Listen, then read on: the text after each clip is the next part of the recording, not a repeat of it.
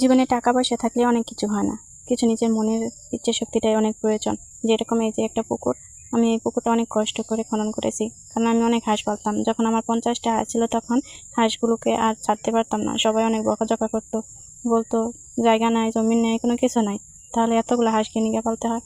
কিন্তু কি করব, আমার অনেক শখ যে হাঁস মুরগি পালা। আমি ছোট থেকে হাঁস মুরগির সাথে পরিচিত, কারণ আমার বাবা একজন কৃষিকাজ করতো, কৃষকের মেয়ে আমি। তাই আমি সব কিছুই পালতাম, গরু, ছাগল, এমনকি হাঁস মুরগি সব কিছুই। তো আমি যখন বিয়ে হয়ে গেছে তখন আমার শ্বশুরবাড়িতে কোনো কিছু ছিল না। আমি তখন 3টা হাঁসের বাচ্চা এনেছিলাম, যে 3টা হাঁসের বাচ্চাই ছিল। তখন থেকে মনে মনে ভাবলাম যে আমি হাঁস পালবো। তখন একবার 50টা হাঁসের বাচ্চা এনেছিলাম, কিন্তু হাঁসের বাচ্চাগুলো কেউ দেখতে পারতো না, তাই এই পুকুরটা খনন করা, আর সেই শখের পুকুরে আজকে মাছ চাষ করা। মানে আমি বাবার বাড়ি থেকে কয়েকটা মাছ এনে ছেড়েছি, আর এই পুকুরে এখন দেখেন কতগুলো মাছ হয়ে গেছে। আর এই যে দেখেন আমার মেয়ে মাছের খাবার দিচ্ছে। এটা অনেক একটা স্বপ্ন ছিল আমার, যে আমার একটা বাড়ি হবে, সেখানে একটা পুকুর হবে, আর পুকুর ভর্তি মাছ থাকবে। তো এই স্বপ্নটা আজকে পূরণ করলাম। তো দেখেন আমার পুকুরে কত সুন্দর সুন্দর মাছ খাচ্ছে। আমার তো অনেক ভালো লাগে যখন মাছগুলো খাবার খায়, তখন আমার অনেক ভালো লাগে।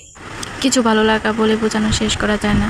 তবুও বলতে ইচ্ছে করে যে আমার স্বপ্নগুলো এত তাড়াতাড়ি কেন সত্যি হয়ে যাচ্ছে। হয়তো আল্লাহ আমার প্রতি অনেক খুশি যে আমার স্বপ্নগুলো এত তাড়াতাড়ি সত্যি করছে। সবচাইতে আমি মহান আল্লাহ তাআলার কাছে অনেক কৃতজ্ঞ।